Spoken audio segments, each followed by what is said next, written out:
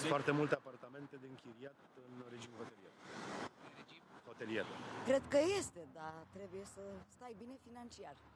Pentru cine stau bine financiar?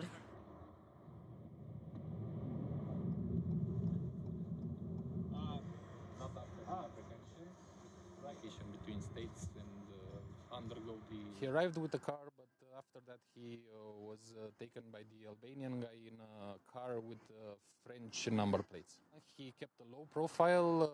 They bought him provisions and water and gave him some money.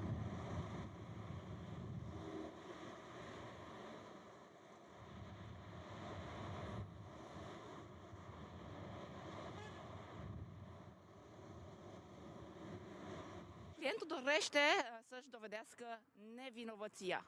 Nu este vinovat pentru ceea ce s-a întâmplat, de aceea dorește să ajungă cât mai repede în fața autorităților judiciare franțuzești.